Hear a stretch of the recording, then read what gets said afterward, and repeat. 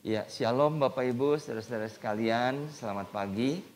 Saya menyapa juga Bapak Ibu yang mengikuti ibadah secara live streaming. Hari ini mungkin penampilan para pelayan di depan mimbar ini agak berbeda ya. Karena apa? Karena hari ini kita memperingati hari jadi Kota Bandung yang ke-212 ya. Jadi nuansanya hari ini nuansa Sunda. Saya percaya bahwa kita berada di Kota Bandung ini karena anugerah Tuhan. Amin. Mari saya undang kita sama-sama bangkit berdiri. Haleluya Tuhan. Dengan hati penuh ucapan syukur kami akan memulai ibadah ini dengan satu pengakuan bahwa pertolongan kita datang daripada Tuhan yang menjadikan langit dan bumi dengan segala isinya. Dan yang di dalam kasih setianya tidak pernah meninggalkan kita, karya ciptaan tangannya. Turunlah di tengah-tengah ibadah kita pada pagi hari ini, kasih dan anugerah dari Allah Bapa di dalam nama Tuhan Yesus Kristus. Bapa di surga, kami mengucap syukur hari ini Tuhan, kami boleh kembali beribadah di rumah Tuhan. Kami bersyukur karena kami tinggal di Kota Bandung, kota yang Tuhan berkati. Dan biarlah Tuhan memperingati hari jadi Kota Bandung yang ke-212 ini. Kami mau memberkati kota ini lewat kehidupan kami, lewat keberadaan gerejamu di tempat ini. Kami menyerahkan Tuhan ibadah ini dari awal sampai kepada akhirnya hanya di dalam nama Tuhan Yesus Kristus. Haleluya, yang siap memuji menyembah Tuhan katakan bersama-sama. Amin. Shalom. Puji Tuhan. Saudara bersuka cita pagi ini? Amin. Amin. Yang bersuka cita coba angkat tangan. Yes. Saudara tinggal di Kota Bandung. Saudara mau memberkati Kota Bandung. Amin. Jadikan Kota Bandung kota berkat, saudara. Jadikan Kota Bandung dimenangkan banyak jiwa di sini, saudara. Amin. Ya. Oke, saya ingin mengajak kepada saudara beberapa pujian dengan lagu Sunda. Ya, harap saudara paham. Ya, kita akan mulai. Kalau saudara bisa meluapkan emosional saudara dengan memuji Tuhan, dengan menggerakkan badan boleh. Boleh ya. Ya, kita warming up pagi-pagi saudara. Ya, oke, saya ingin mengajak saudara untuk memuji Tuhan. Ya, siap? Musik. Dan saya diiringi oleh Mang Aep. Sudah tepuk tangan buat Mang Aep. Gendang yang senior, saudara. Haleluya.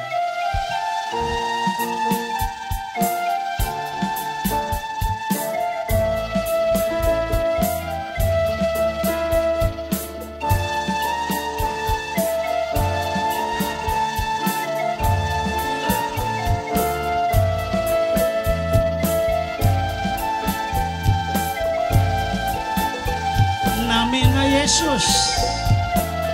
Haleluya.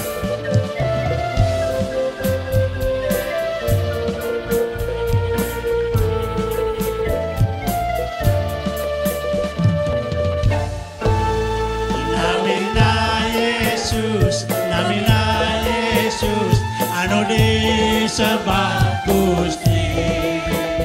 Namina Yesus, namina Yesus,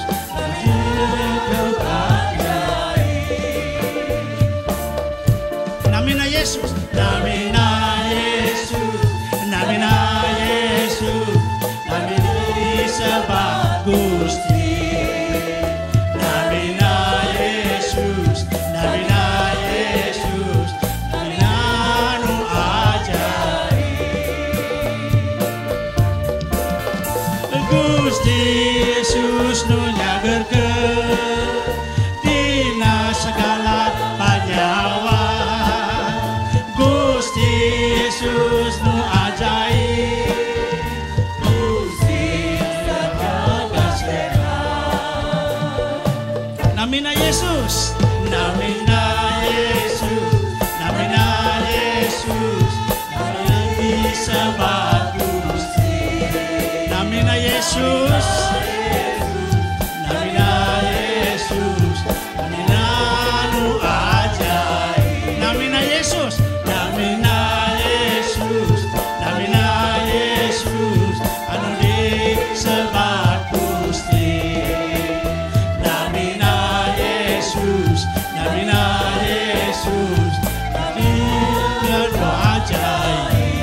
Gusti Yesus. Gusti Yesus anu nyagerkeun dina panyawa. Gusti Yesus nu ajaib ngusir sagala setan. Gusti Yesus anu njagerkeun dina sagala panyawa. Gusti Yesus anu ajaib ngusir sagala setan. Ngusir sagala setan. Ngusir sagala setan. Sok, cari kela.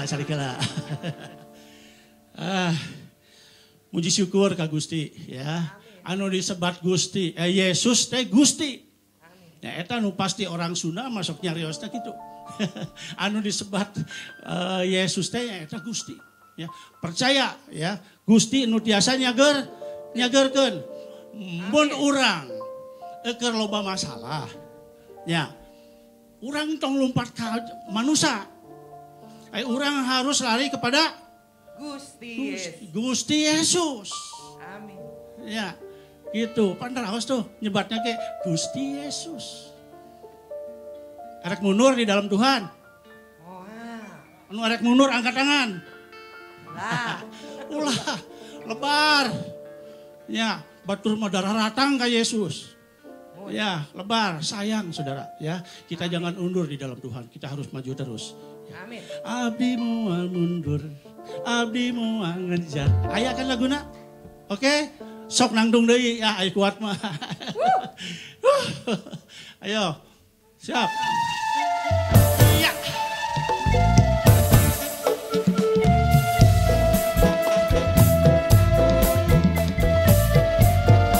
Sok atuh ngibing na mana? Iya. Iya. Abdi moal mundur, abdi moal ngejar, ngejar salengka. Iya. Tetap miring Gusti, tetap miring Gusti, salalamina. Urang-ulang ngejar, ngejar salengka. Asik. Ayo miring Gusti, ayo miring Gusti, salalamina. Asik.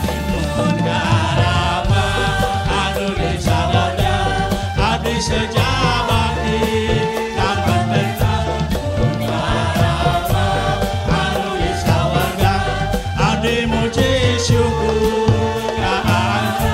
Nuhun karama, anu disawarga, adi sejabati, kapan tenang. Nuhun karama, anu disawarga, adi satya. Iya, yuk. Abdi moal mundur, abdi moal ngejar, ngejar salengka. Asik. Tetap miring Gusti, tetap miring Gusti, salalamina. Asik, haleluya. Abdi urang mundur, urang ulah ngejar, ngejar salengka. Ayo miring Gusti, ayo miring Gusti, salalamina. Mun karama, anu disawarga, adi sejabati, kaman tenang. Mun karama, anu disawarga, adi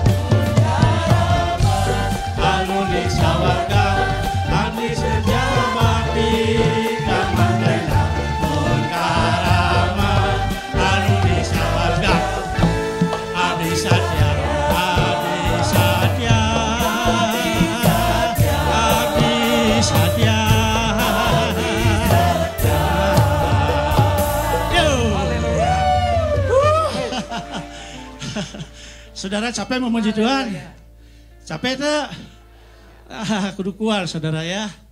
Puji Tuhan. Hari jadi Kota Bandung yang keberapa tadi? 212. Ternyata Kota Bandung teh geus kolot ya. Geus kolot 212 mah saudara ya. Nah, tapi sekarang kita lihat berapa jiwa yang kenal Tuhan di Kota Bandung. Saudara lihat coba. 212 tahun. Kita berjuang ini di Kota Bandung. Berapa jiwa yang kita sudah menangkan? Eling saudara. Sadar ya. Ayo kita semangat. Cari jiwa buat Tuhan. Amin. Buat Gusti Yesus. Amin. Haleluya. Haleluya. Haleluya. Eta Gusti Yesus anu mika asih ka urang sadaya. Amin. Ayo kita nyanyi. Iya.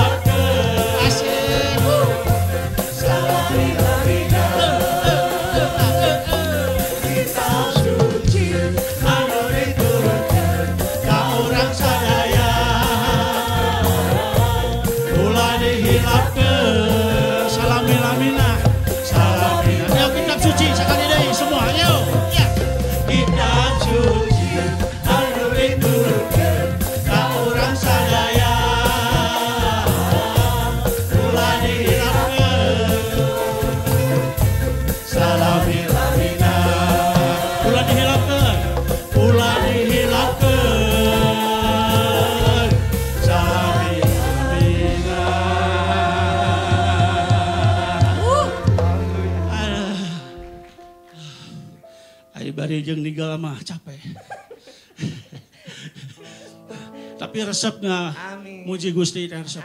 Ya. Capek ke dah buat Gusti, saudara ya. Buat Gusti Yesus ya. Gusti Yesus tidak berubah, benar? Saudara yakin? Tuhan Yesus tidak berubah. Dulu, sekarang, dan sampai selamanya. Yang percaya katakan amin.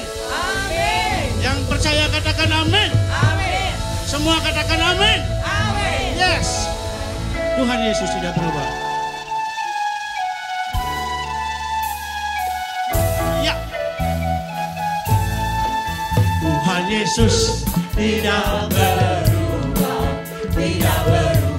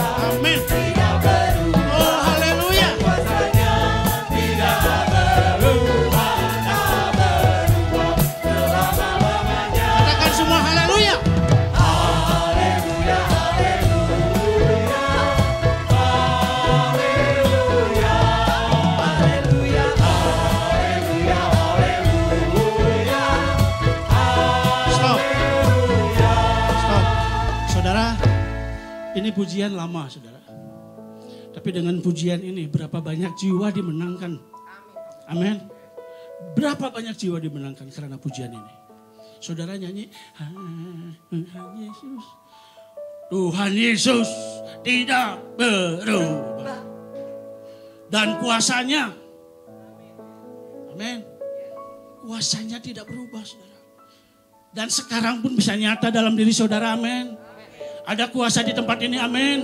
Kalau kita memuji Tuhan, amin. Ada kuasa Yesus, amin. Haleluya. Yes, Jesus. Dan kuasanya ada di sini, amin. Haleluya. Iya. Dan kuasanya tidak berubah. Tidak berubah. Tidak berubah. Dan kuasanya tidak berubah.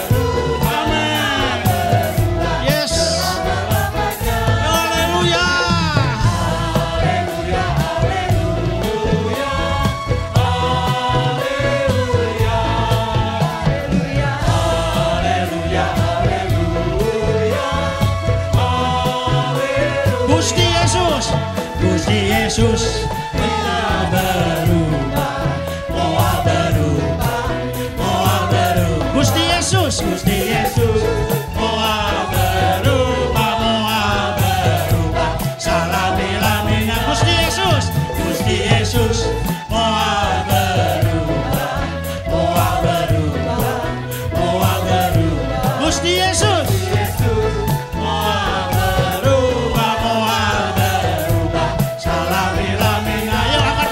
Semua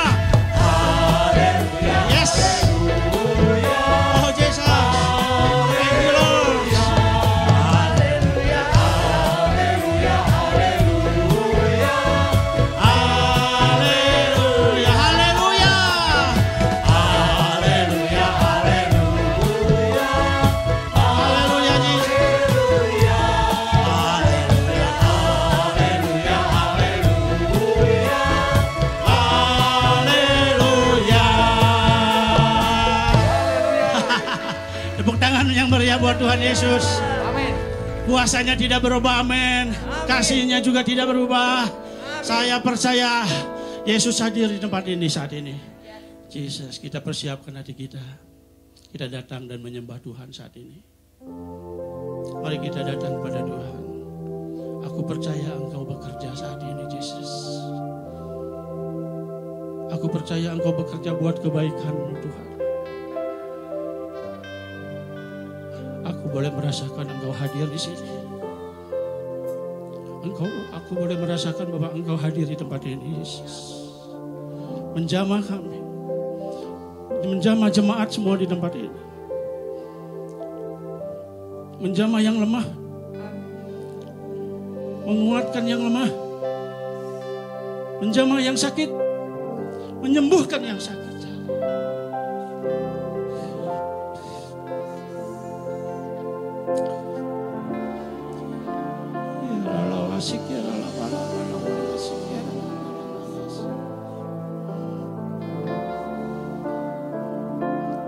Aku percaya Engkau bekerja.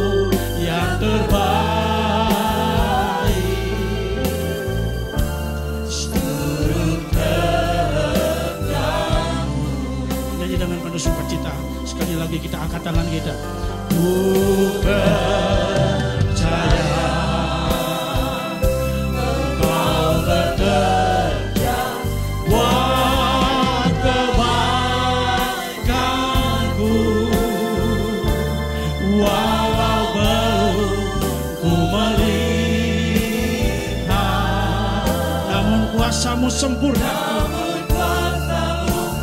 Oh Jesus. Haleluya. Ku percaya pasti Tuhan bukakan jalanku, bukakan jalanku di waktu yang terbaik. Seturut kehendakmu, seturut kehendakmu. Oh, percayalah Engkau bekerja buat kebaikanku, walau belum ku melihat.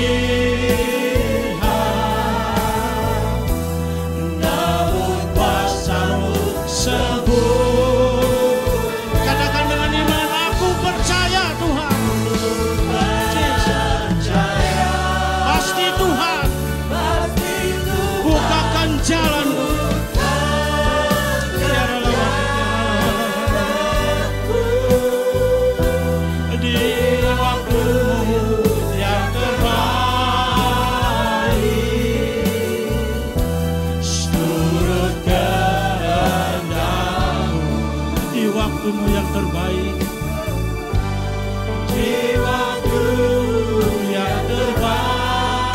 Oh, di waktumu yang terbaik, di waktu yang terbaik. Sekali lagi katakan dengan iman, di waktumu yang terbaik.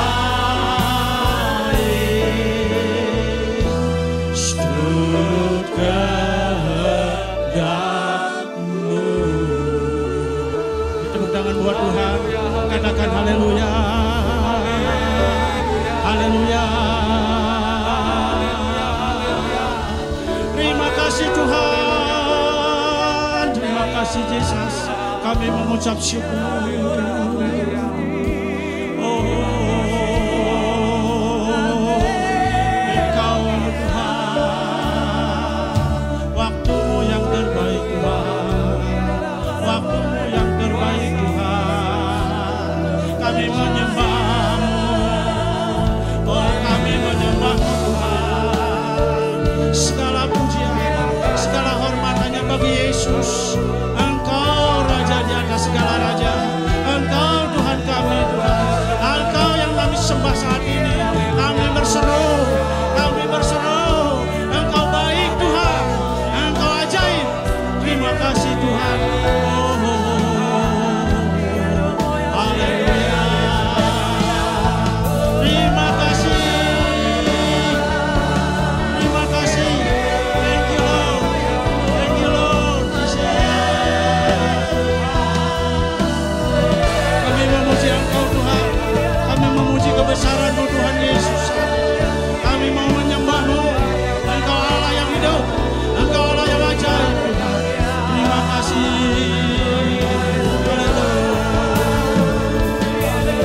Terima kasih. Ya Allah, ya Allah, ya Allah.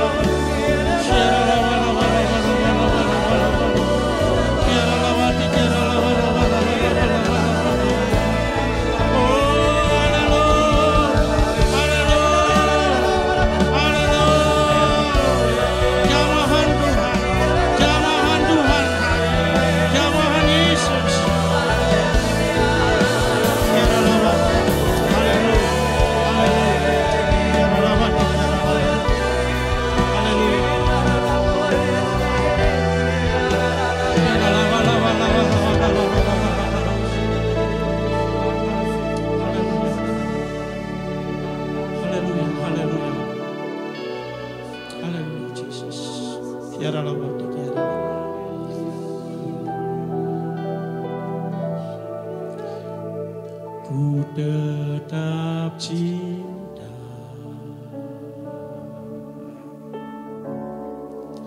ku tetap cinta,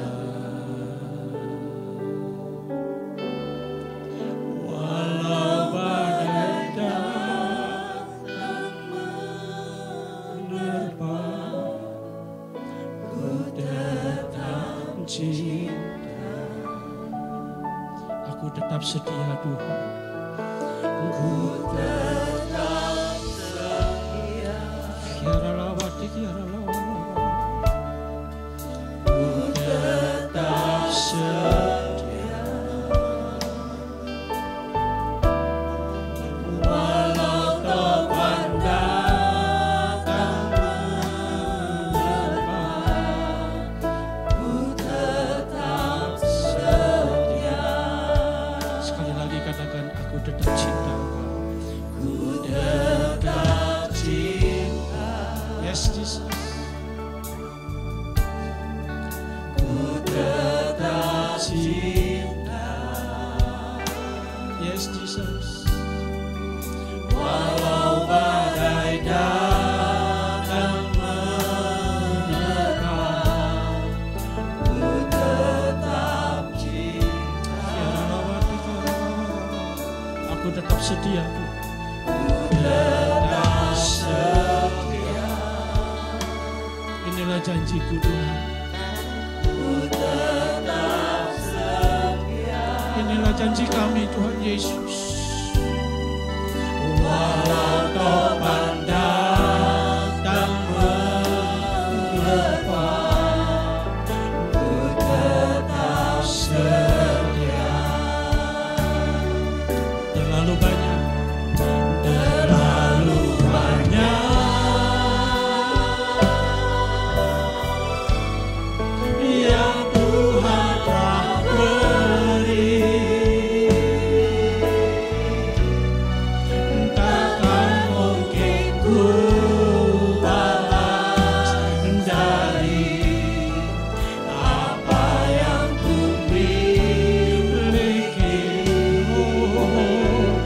persembahkan semua Yesus.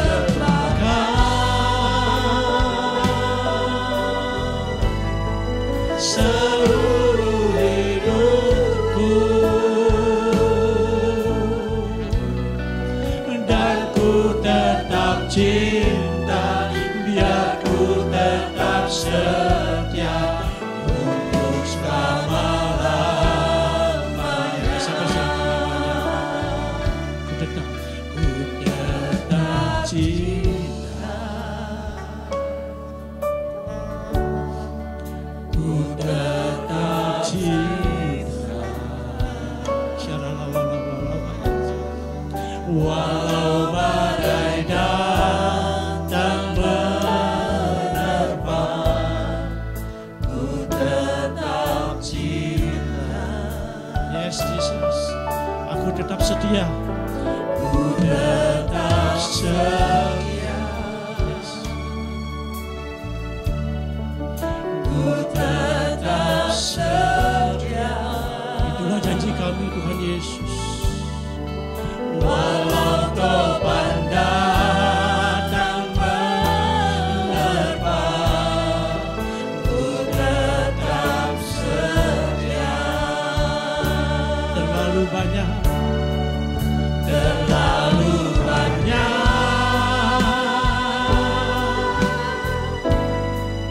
yang Tuhan telah beri, takkan mungkin ku balas dari apa yang ku miliki. Persembahkan Tuhan,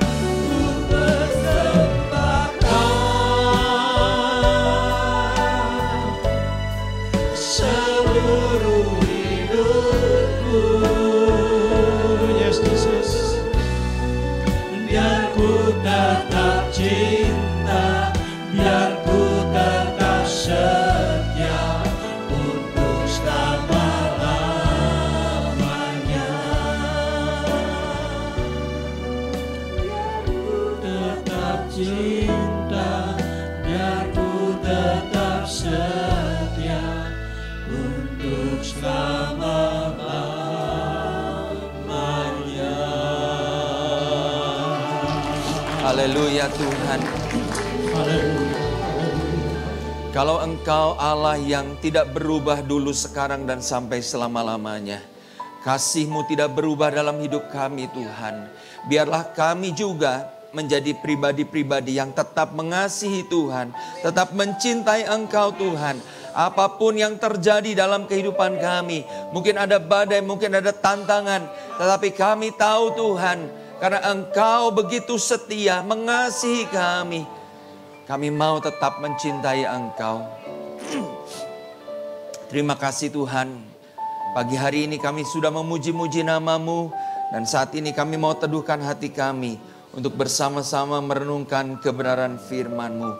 Bersabdalah Tuhan, sampaikan apa yang menjadi kehendak dan isi hati-Mu buat kami semua, sehingga kebenaran firman itu akan menjadi pedoman dan penuntun dalam hidup kami. Terima kasih Tuhan, dalam nama Tuhan Yesus kami berdoa. Yang siap menerima firman Tuhan katakan bersama-sama, amin. Silahkan duduk. Shalom Bapak Ibu Saudara sekalian. Ya, saya bersyukur hari ini kita boleh merasakan satu atmosfer yang berbeda di dalam ibadah kita ya. Tadi lagu Tuhan Yesus tidak berubah ternyata enak juga ya pakai nuansa Sunda. Mungkin nanti Agnes bisa masukin di TikTok supaya viral ya. Bukan hanya irama house music saja yang dipakai untuk lagu Tuhan Yesus tidak berubah. Baik, Bapak Ibu, sepanjang bulan ini kita membahas satu topik tentang lagu tadi ya, Tuhan Yesus tidak berubah. Tidak berubah dalam hal kuasanya, tidak berubah di dalam hal kasihnya, tidak berubah dalam hal kebaikannya dan janji-janjinya. Nah Bapak Ibu, semua yang kita bahas tentang Tuhan Yesus adalah bahwa Dia tidak berubah. Dulu, sekarang, dan sampai selama-lamanya. Amin. Nah, satu kali saya pernah menonton sebuah sinopsis film yang berjudul Doctor Strange in Multiverse of Madness. Bapak Ibu, diceritakan di dalam film itu bahwa ada banyak alam semesta ya. Jadi ya ini tentu fiksi aja, bahwa kita yang hidup sekarang ini ternyata ada semesta lain di mana kita juga hidup di sana ya. Nah, singkat cerita bahwa di dalam film itu dikisahkan Doctor Strange ini dari semesta yang sekarang pergi ke entah gimana lah ya, pergi ke semesta yang lain dan ketemu juga dengan Doctor Strange yang lain di situ. Nah, menariknya bahwa di semesta yang lain itu, semesta nomor berapa saya lupa. Ternyata Doctor Strange di situ itu Doctor Strange yang antagonis ya, atau tokoh yang jahat. Sementara kita tahu di film-film Marvel itu ya, Avengers dan siapa lagi, mungkin Spider-Man, Doctor Strange itu digambarkan sebagai tokoh yang protagonis atau yang baik ya. Tapi di situ, di semesta itu ada Doctor Strange yang jahat. Jadi Doctor Strange yang baik bertempur melawan Doctor Strange yang jahat. Untungnya yang baik ini yang menang. Ya Bapak Ibu, waktu saya nonton film itu saya memikir-mikir ya. Seandainya memang benar ada berbagai semesta di dunia ini dalam kurun waktu yang sama. Saya berpikir apakah Tuhan Yesus tetap sama di semesta yang ini, semesta yang itu, semesta yang lain-lain gitu ya. Dan saya percaya bahwa kalaupun ada berbagai macam semesta itu, Tuhan Yesus tetap sama. Amin. Di semesta manapun ya, nggak seperti Doctor Strange itu, ada yang baik, ada yang jahat. Nah Bapak Ibu, hari ini kita mau membahas tentang satu topik, yaitu bahwa kebenarannya itu, kebenaran yang diberikan oleh Tuhan Yesus itu tidak berubah dulu dan sampai selama-lamanya. Sehingga pertanyaan dari tema ini adalah apakah kebenaran itu relatif? Nah, kita akan bahas ya.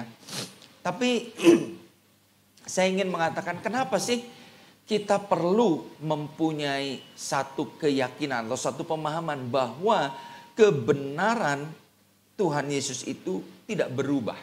Firman-Nya itu tidak berubah.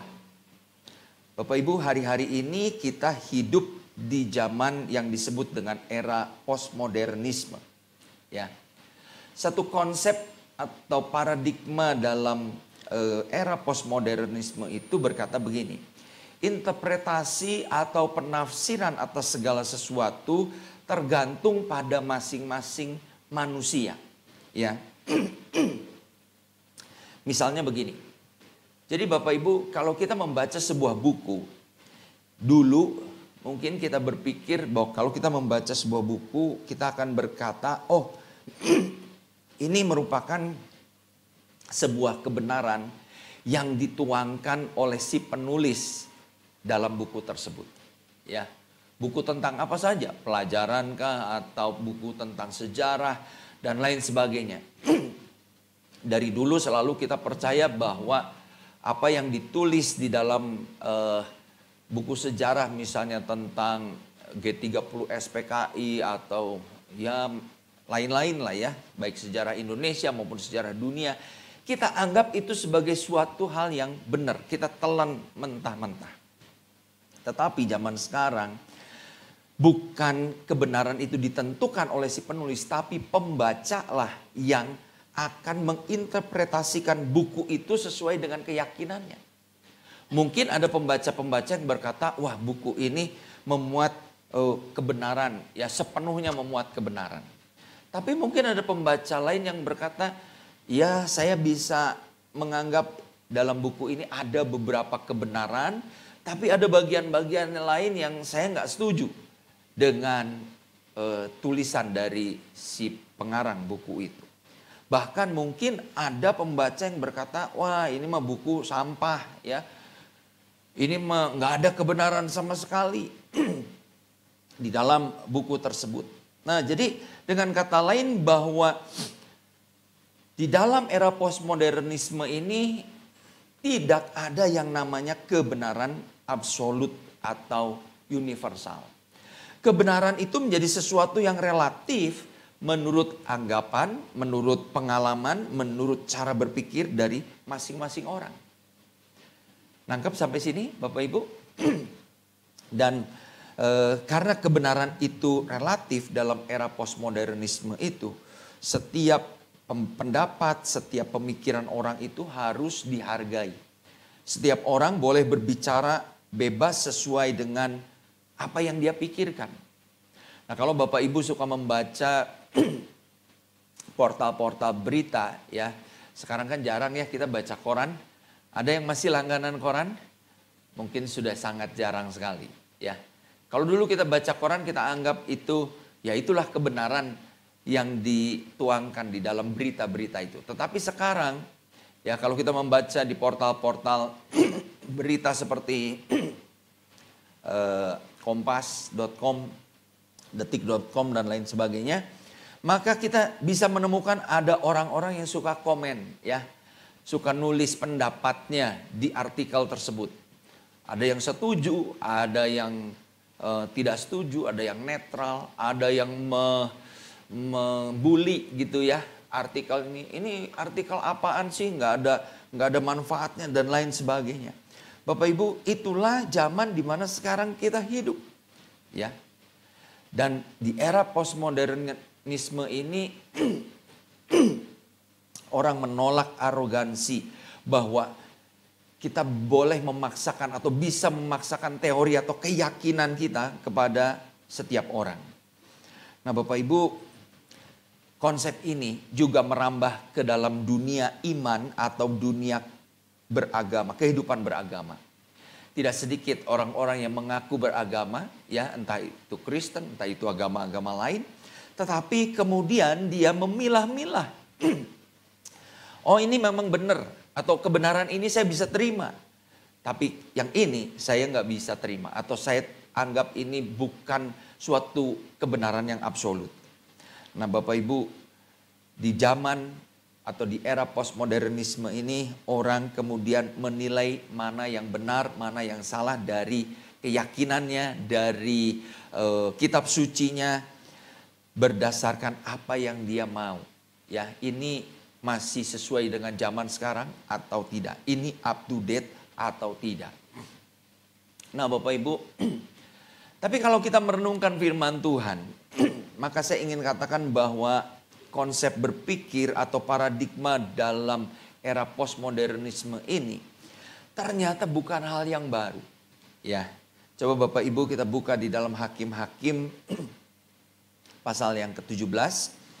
Di situ kita menemukan bahwa dalam kehidupan umat manusia bahkan Alkitab sudah mencatat ya fenomena orang itu mengagungkan atau mengutamakan kebenaran dia sendiri atau kebenaran itu menjadi satu yang relatif di antara masing-masing orang itu sudah dicatat di dalam Alkitab. Di dalam Hakim-Hakim 17 ayat yang ke-6 dikatakan pada zaman itu tidak ada raja di antara orang Israel. Apa yang terjadi? Setiap orang berbuat apa yang benar menurut pandangannya sendiri. Lalu Hakim-Hakim 21. Hakim-Hakim 21 ayat yang ke-25. Ayat yang terakhir menutup kitab Hakim-Hakim berbunyi yang sama juga. Pada zaman itu tidak ada raja di antara orang Israel. Lalu apa yang terjadi? Setiap orang berbuat apa yang benar menurut pandangannya sendiri. Nah, Bapak Ibu, ayat-ayat ini mengatakan bahwa setiap orang melakukan apa saja yang dia anggap benar. Apa saja yang menurut dia baik. Sehingga tidak ada pedoman yang jelas. Tidak ada tuntunan di dalam kehidupan mereka. Nah, pertanyaannya Bapak Ibu, Kalau memang ini sudah terjadi sejak zaman dulu, apakah kebenaran yang kita yakini di dalam Tuhan itu bisa tetap kita jadikan sebagai pegangan atau pedoman hidup kita yang absolut? Misalnya Bapak Ibu, ketika firman Tuhan berkata bahwa Allah menciptakan laki-laki dan perempuan, ya, apakah itu menjadi tetap relevan sampai zaman sekarang? Karena Bapak Ibu, ada orang-orang yang kemudian merasa ini tidak relevan, ya, sehingga ada orang yang mengklaim bahwa dirinya bukan, kalau bahasa Inggris itu dia buat laki-laki sama dia buat perempuan itu beda, ya, satu he, satu she.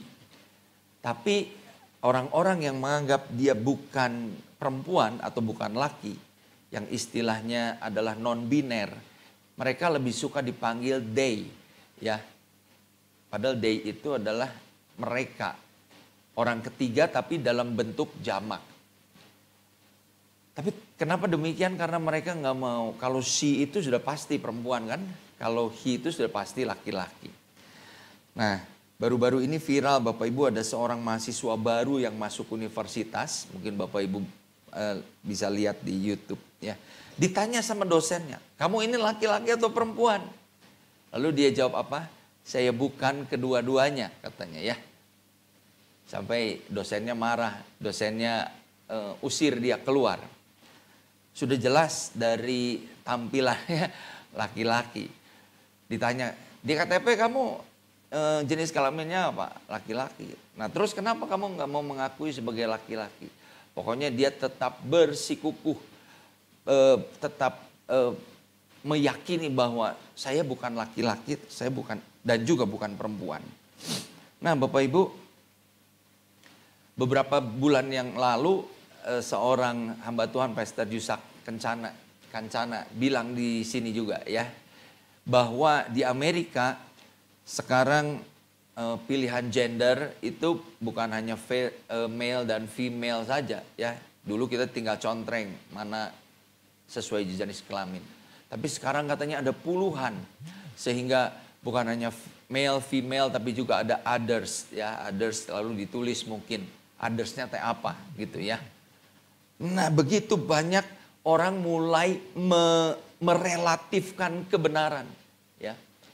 Firman Tuhan bilang manusia diciptakan laki-laki dan perempuan, tetapi sekarang orang berpikir bebas, ya. Orang berpikir apa saja gender itu, dan hal itu merambah kepada banyak hal lain, banyak prinsip-prinsip lain dalam kehidupan manusia yang absolut dijadikan relatif. Karena apa? Karena manusia ingin hidup menurut apa yang dianggapnya benar. Nah Bapak Ibu, mari kita renungkan. Apakah kita hari-hari ini masih berpegang kepada kebenaran firman Allah itu sebagai sesuatu yang absolut? Atau menjadi sesuatu yang relatif? Tadi kita nyanyi, ya. Kitab suci anu diturunkan ka urang sadaya. Diapain? Ulah dihilapkeun. Jangan dilupakan sampai selama-lamanya. Karena apa? Karena itu memang adalah kebenaran yang absolut. Bapak Ibu, dalam hidup ini mau atau tidak mau, suka atau tidak suka, hidup kita diatur oleh hukum atau kebenaran yang sifatnya absolut. Walaupun memang ada kebenaran yang sifatnya relatif. Di satu tempat mungkin itu menjadi suatu kebenaran, di tempat lain tidak. Di suatu masa itu menjadi suatu kebenaran, di masa lain tidak. Sebagai contoh Bapak Ibu, beberapa tahun yang lalu saya pernah ke Australia, ya, ketemu dengan anaknya Ibu Pak Hendra, Ibu Yeti. Nah, kita kan kalau di sini yang pakai naik mobil pakai seat belt itu baris pertama aja, ya, supir dan penumpang di samping supir. Tapi kalau di sana, ya mungkin di negara-negara lain juga di barat, semua penumpang itu harus pakai seat belt. Sehingga satu kali ketika kita sudah pergi-pergi gitu ya, terus dia lihat ke belakang, loh kok nggak pakai seat belt katanya. Nah, waktu itu kan saya belum tahu ya. Oh memang harus ya di sini ya. Iya katanya sampai ke paling ujung juga, sampai ke baris ketiga juga harus pakai seat belt. Oh sorry nggak tahu. Untung katanya belum apa ketemu polisi ya. Kalau ketemu polisi mungkin sudah ditilang dia. Nah Bapak Ibu, itu adalah kebenaran yang relatif, hukum yang relatif. Di sana berlaku demikian, di sini tidak. Tetapi Bapak Ibu, ada hukum yang berlaku universal yang tidak dapat kita pungkiri. Dimanapun kita berada, kapanpun kita hidup, hukum itu tetap berlaku atau kebenaran itu tetap berlaku. Contohnya adalah hukum gravitasi. Ya, semua kita dimanapun kita berada di belahan bumi ini, ya, sejak bumi ini ada sampai mungkin nanti bumi akan lenyap sesuai dengan firman Tuhan dalam kitab Wahyu. Yang namanya hukum gravitasi itu tetap berlaku. Amin. Ya, kecuali hukum itu memang bisa dilawan gitu ya.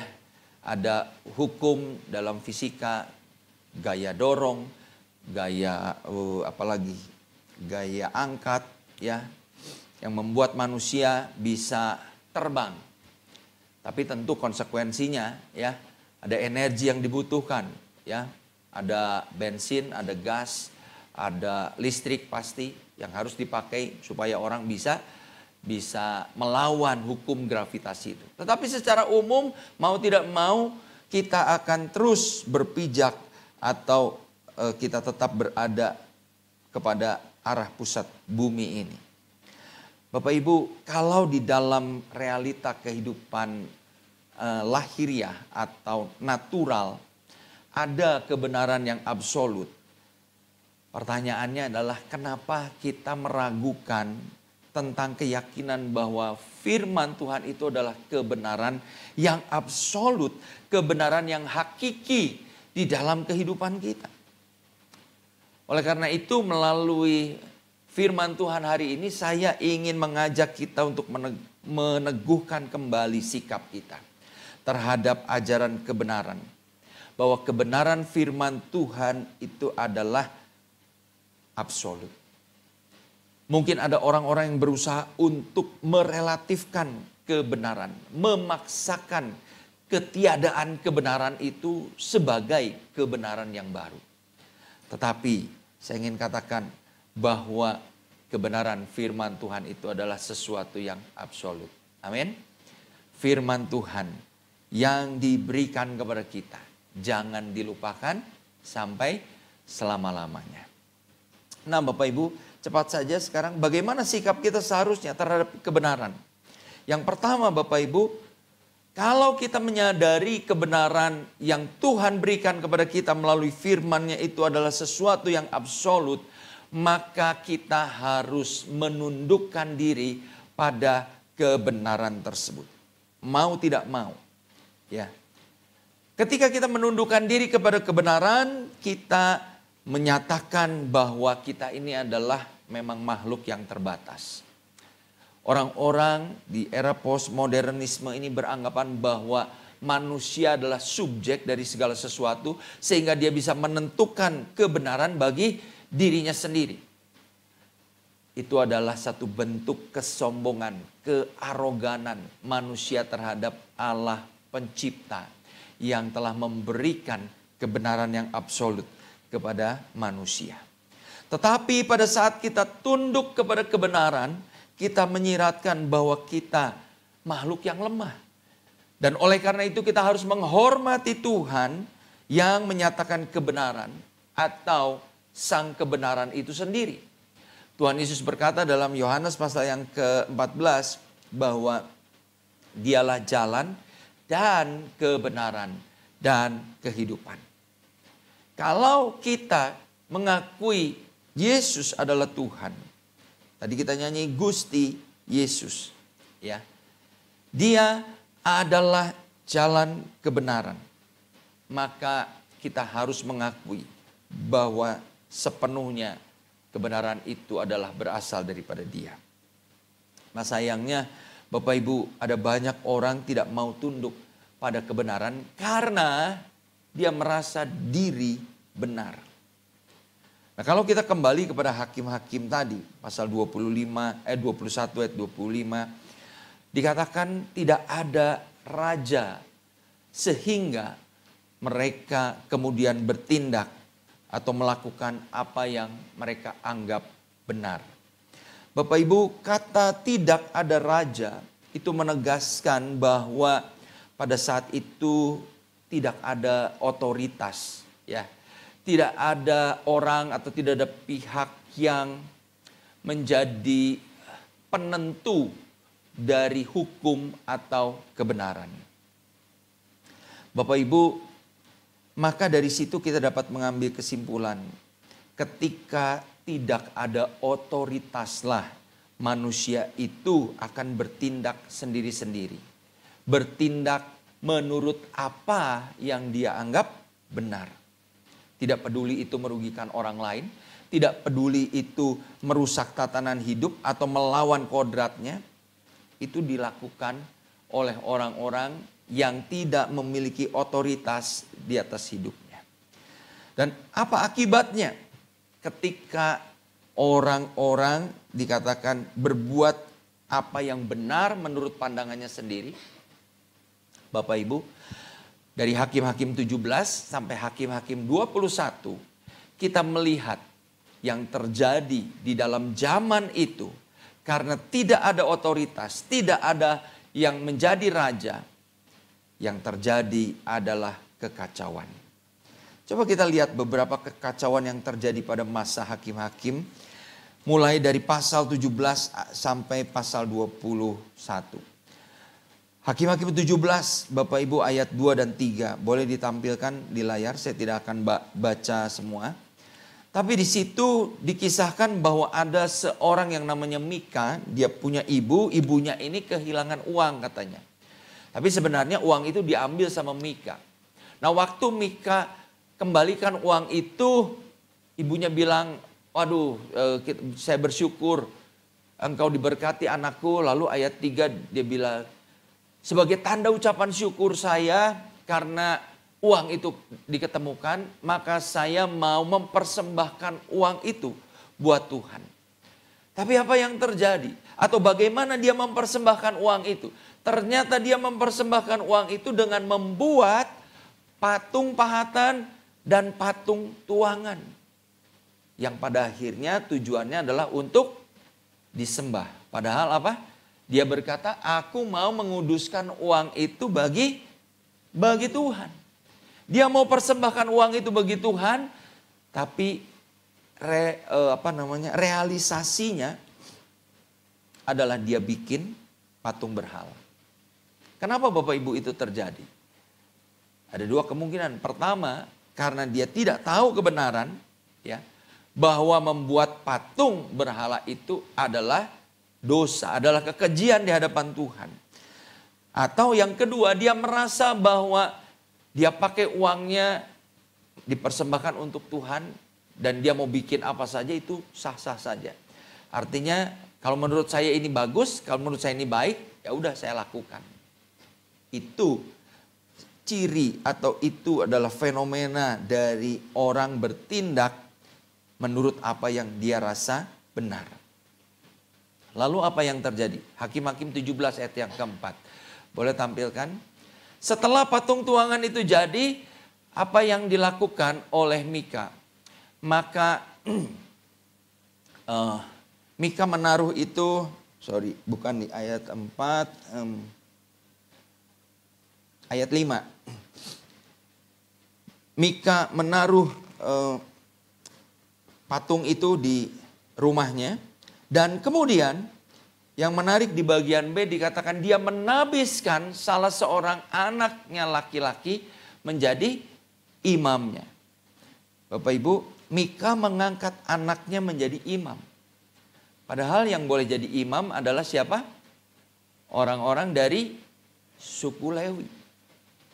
Nah Bapak Ibu, kita lihat di sini bahwa orang akhirnya bebas melakukan apa saja.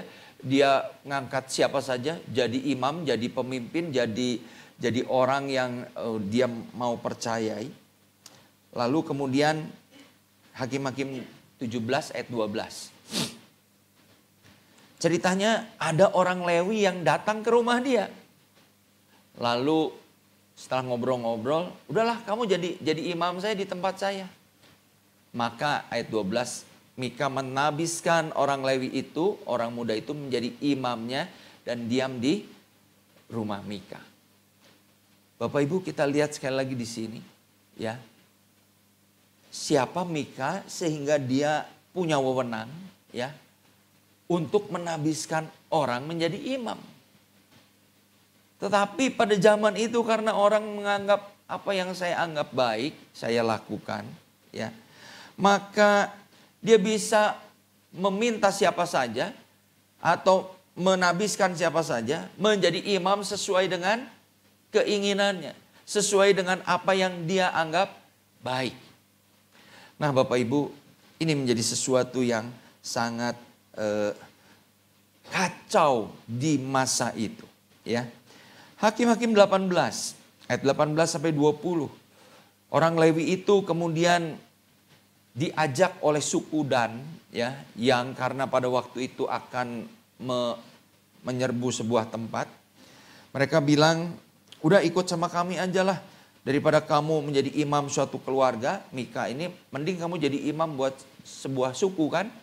Wah si imam itu padahal dia sudah dipelihara, dianggap seperti anak oleh Mika.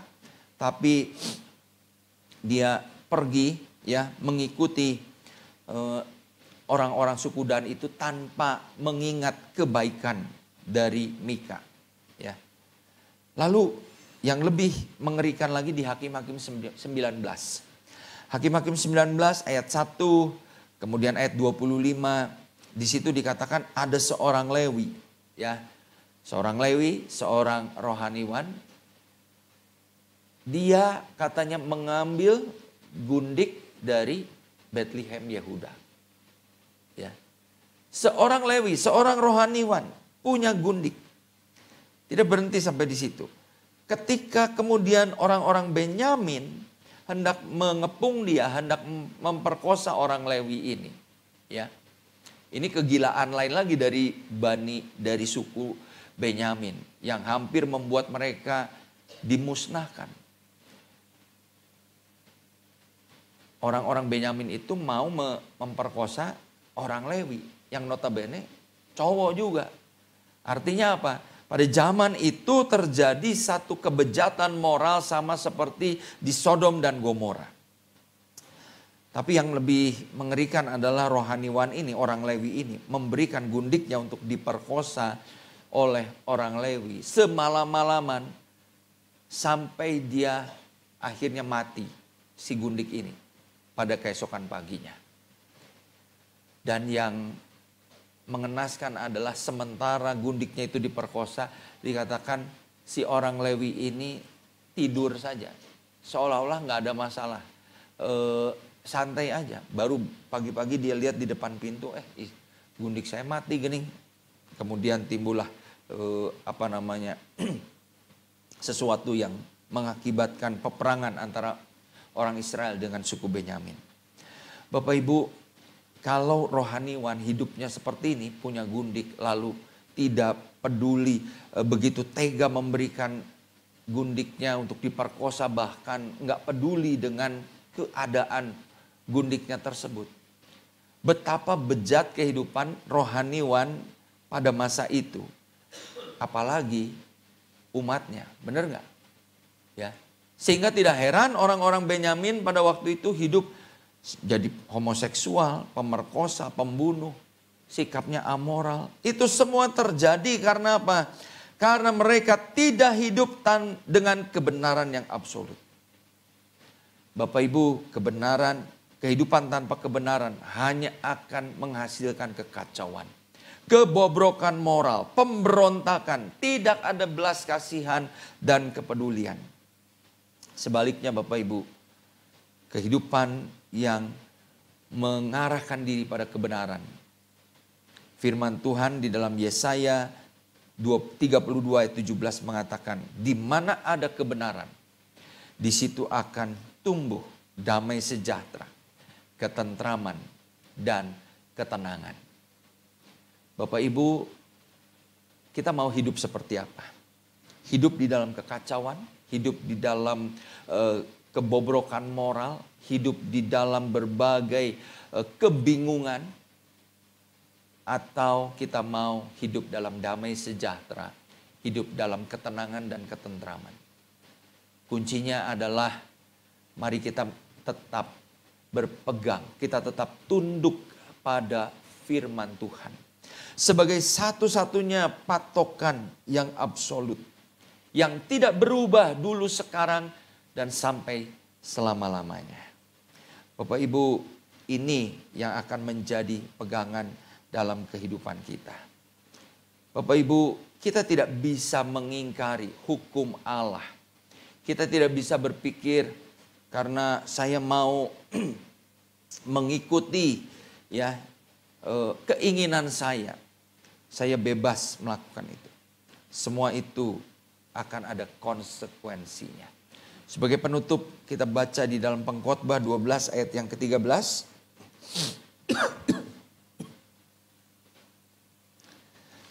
Pengkhotbah 12 ayat 13 dan 14, akhir kata dari segala yang didengar. Takutlah akan Allah dan berpeganglah pada perintah-perintahnya. Karena ini adalah kewajiban setiap orang. Setiap kita wajib untuk berpegang pada perintah-perintah Tuhan, pada kebenaran firman Tuhan. Karena itu merupakan ekspresi hormat kita, takut kita kepada Tuhan. Karena apa? Ayat 14, karena Allah akan membawa setiap perbuatan ke pengadilan yang berlaku atas segala sesuatu yang tersembunyi, entah itu baik, entah itu jahat. Bapak Ibu, biarlah firman Tuhan ini boleh mengingatkan kepada kita. Kalau di hadapan kita ada perjamuan yang kudus, kita sudah ditebus dengan harga yang mahal melalui kematian Tuhan Yesus. Jangan sampai kita menyia-nyiakan pengorbanan Tuhan dengan hidup semau kita. Hidup sesuai dengan apa yang menurut kita baik, yang menurut kita benar. Mari kita tetap hidup mentaati perintah-perintahnya, hidup di dalam kebenarannya yang tidak berubah sampai selama-lamanya. Amin. Mari kita mau menaikkan satu pujian sebelum kita ambil bagian di dalam perjamuan kudus. Ku rindu setiap waktu Tuhan, hidupi kebenaran-Mu.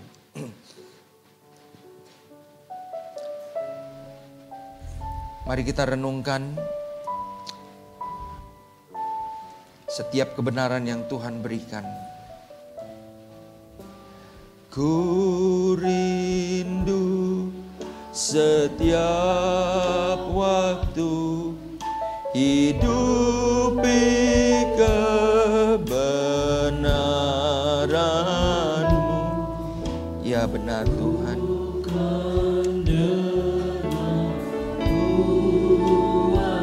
Roh Kudus, mampukan kami. Mampukan kami untuk hidup di dalam kebenaran. Yesus, Kau yang ku pegang teguh. Engkaulah Tuhan. Engkaulah Raja. Kau berdaulat hidup kami Tuhan. Kami mau tundukkan di bawah kaki. Karena Engkau yang berdaulat atas hidup kami. Engkaulah Tuhan, Engkaulah Tuhan, Engkaulah Raja, Raja berdaulat atas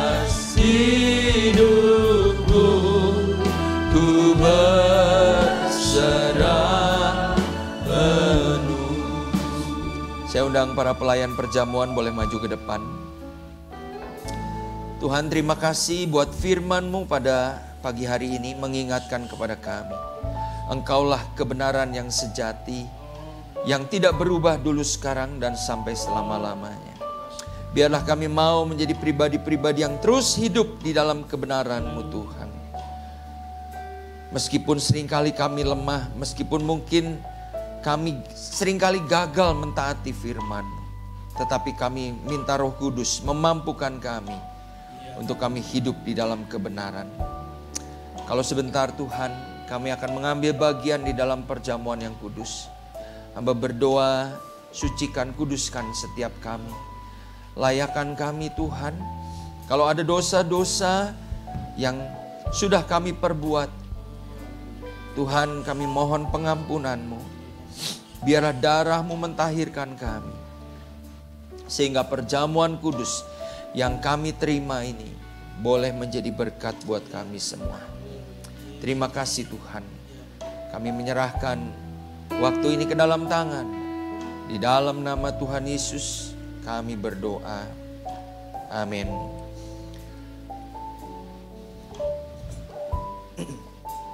Bapak Ibu Saudara, nanti Bapak Ibu akan menerima roti dan anggur ini dengan menadahkan tangan. Dan pelayan perjamuan yang akan menaruhkan hosti dan anggur ini di tangan Bapak Ibu. Inilah tubuh Tuhan yang telah dihancurkan karena dosa-dosa kita. Dan darahnya yang tercurah di atas kayu salib memberikan penebusan buat kita sekalian. Terimalah tubuh dan darah Tuhan ini dengan iman. Bagikan pada sidang Jumat. Bagikan. Bagikan. Bagikan pada sidang Jumat. Mari kita naikkan pujian ini.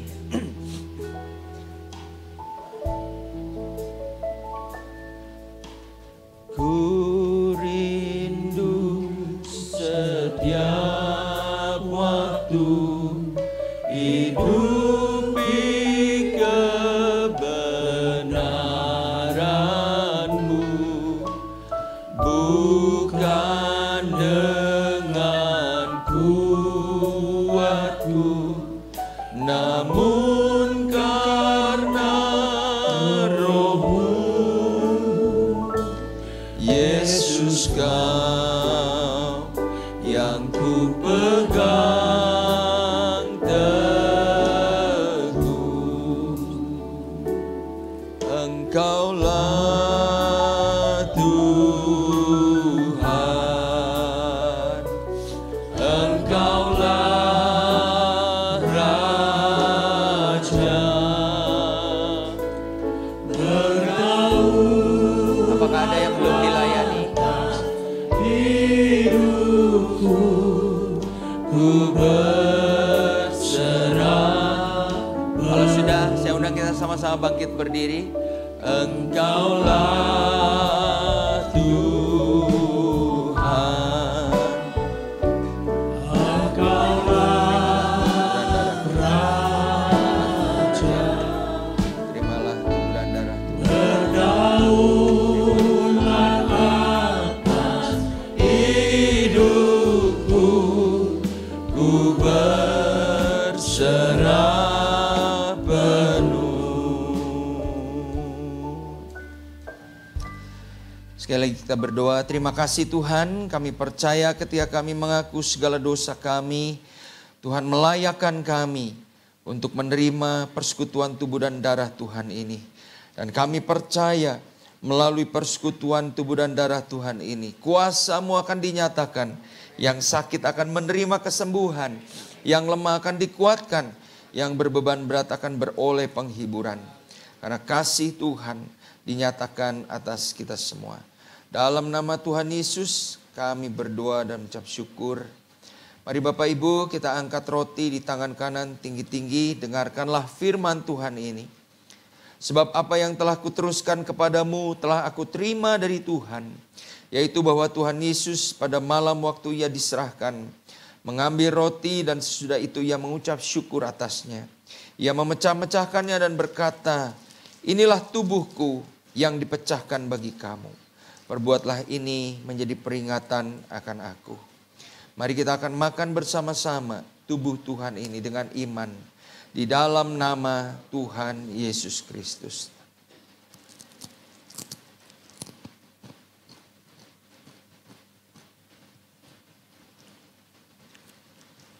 Terima kasih Tuhan. Sekarang kita angkat cawan tangan kanan. Demikian juga sesudah makan, ia mengambil cawan lalu berkata, cawan ini adalah perjanjian baru yang dimeteraikan oleh darahku. Perbuatlah ini setiap kali kamu meminumnya menjadi peringatan akan aku. Ingatlah darah Tuhan Yesus yang tercurah di atas kayu salib.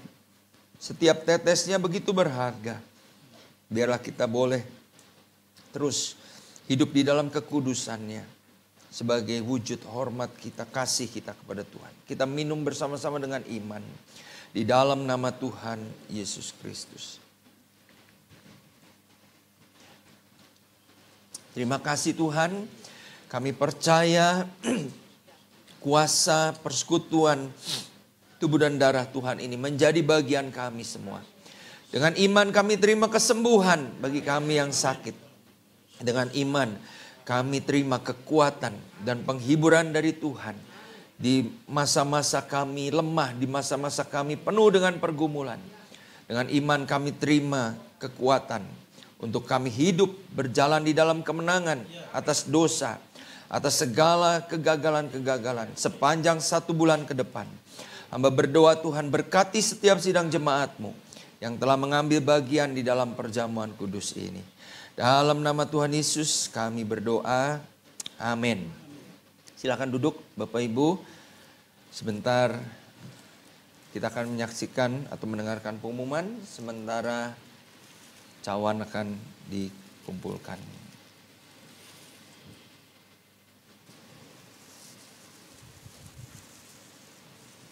Silakan.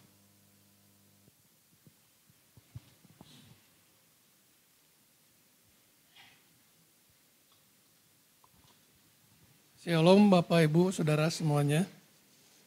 Sebelum kita mengakhiri ibadah ada beberapa pengumuman. Pertama-tama kami mengucapkan terima kasih buat pelayanan Bapak Gembala, Bapak Pendeta Elias Setiawan. Kiranya Tuhan memberkati pelayanan Bapak bersama keluarga. Sebentar kita akan melihat video warta dari Komisi Pasutri. Silakan. Masa pandemi yang baru saja kita lalui telah menunjukkan pada setiap kita bahwa masih banyak pasangan yang memiliki fondasi hubungan yang rapuh. Bahkan ada beberapa di antara mereka yang memilih untuk menyerah dan berpisah. Namun tidaklah demikian dengan kita yang ada dalam Kristus. Karena kita masih punya harapan untuk membangun kembali hubungan yang telah menjadi reruntuhan. Itu sebabnya dalam kesempatan ini saya ingin mengajak setiap Anda untuk sama-sama bergabung di dalam ibadah pasutri yang bertemakan membangun dari reruntuhan pada 8 Oktober 2022 di Naturalis. See you there.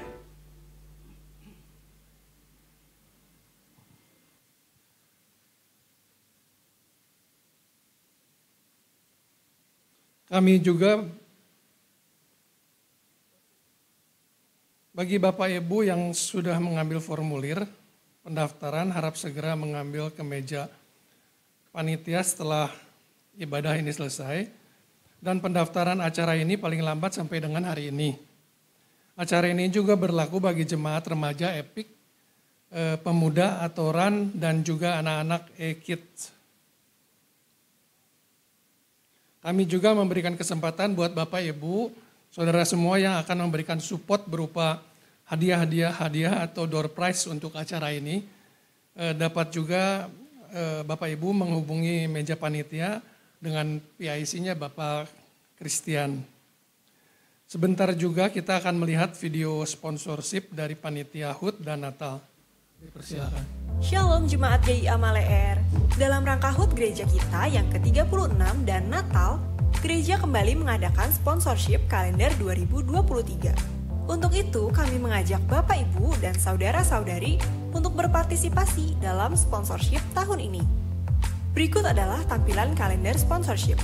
Kalender berukuran A3 dan merupakan kalender bulanan.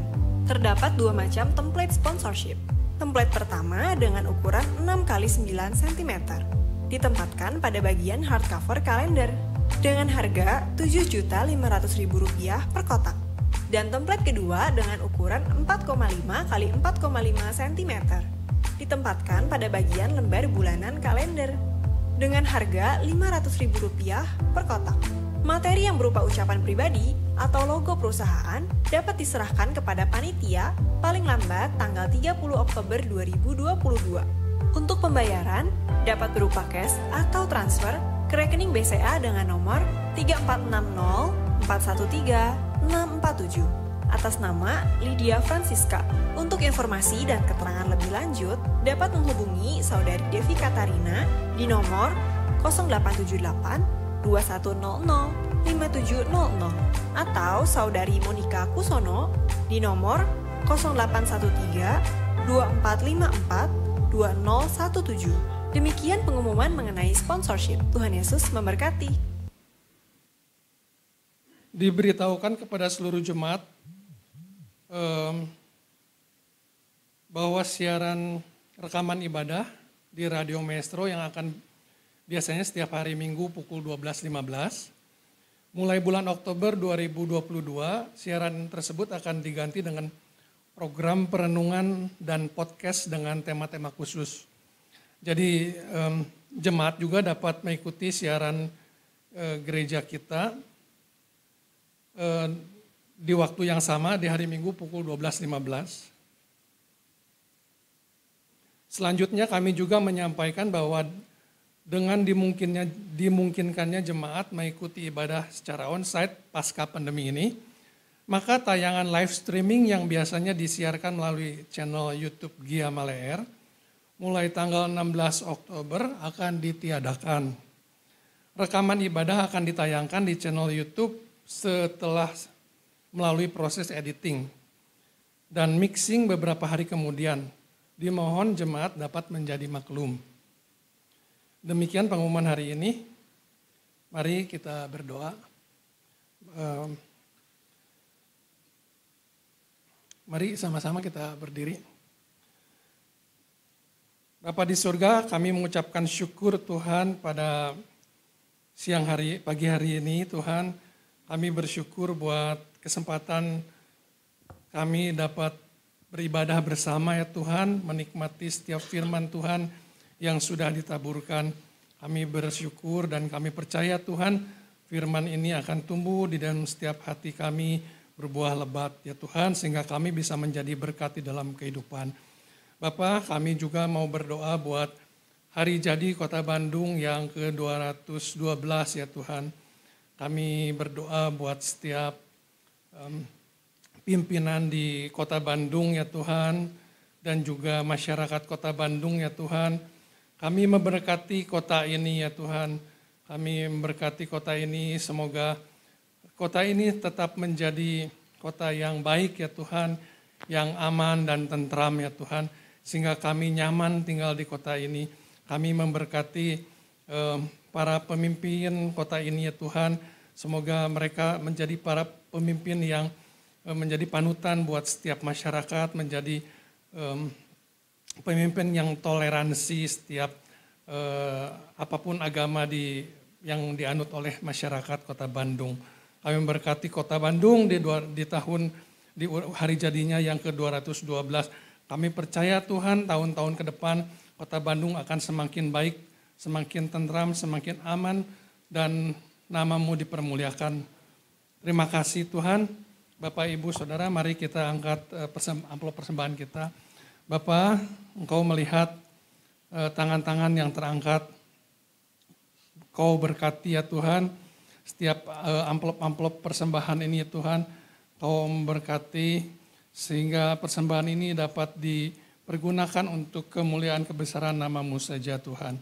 Bapak, kami juga memberkati orang-orang yang memberikan persembahan ini Tuhan. Engkau berkati mereka ya Tuhan dengan kekuatan kesehatan, berkati usaha, pekerjaan, dan studi mereka ya Tuhan. Kami percaya Tuhan umat-Mu ini akan senantiasa mengucap syukur ya Tuhan atas segala sesuatu yang Engkau berikan sehingga kami dapat memberikan persembahan ini. Terima kasih Tuhan, terima kasih di dalam nama Tuhan Yesus kami berdoa mengucap syukur. Amin. Mari kita tadahkan kedua tangan kita, arahkan hati kita kepada Tuhan. Bapak Ibu saudara sekalian, setelah kita bersama-sama beribadah pada pagi hari ini, pulanglah dengan membawa berkat dari Tuhan. Kasih sayang dan damai sejahtera dari Allah Bapa kita, anugerah yang sempurna dari Tuhan Yesus Kristus, serta persekutuan yang manis bersama Allah Roh Kudus akan menyertai kita sekalian mulai saat ini sampai Maranatha, Tuhan Yesus datang yang kedua kalinya. Sama-sama kita katakan, amin.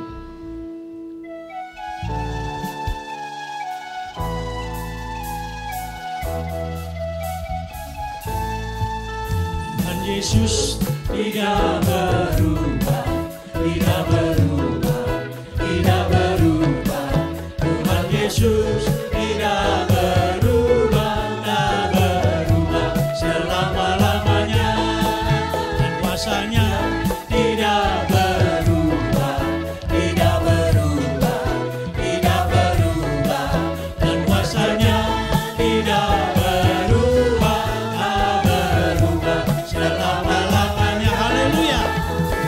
Haleluya, haleluya, haleluya, haleluya, haleluya, haleluya, haleluya. Gusti Yesus, Gusti Yesus tidak berubah, Moa berubah, Moa berubah. Gusti Yesus Moa berubah, Moa berubah selama-lamanya. Gusti Yesus, Gusti Yesus Moa berubah, Moa berubah, Moa berubah. Gusti Yesus Moa berubah, Moa berubah selama-lamanya. Haleluya. Haleluya, haleluya, haleluya, haleluya, haleluya, haleluya, haleluya, haleluya, haleluya, haleluya, haleluya, haleluya, haleluya, haleluya, haleluya. Selamat pulang saudara-saudara. Tuhan Yesus memberkati saudara semua. Haleluya.